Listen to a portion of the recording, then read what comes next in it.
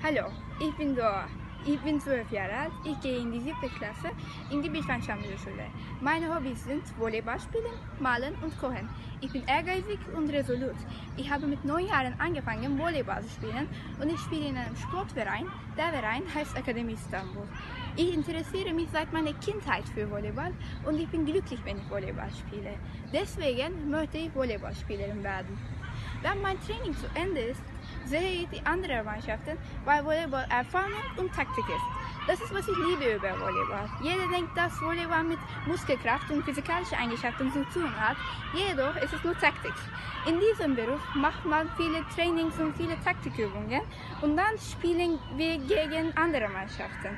In der Türkei gibt es sehr viele erfolgreiche Mannschaften und ich denke, es ist sehr vorteilhaft für mich. Mein Volleyball-Vorbild Milena Rasic sagt, manchmal gewinnst du, manchmal lernst du. Gib nie auf.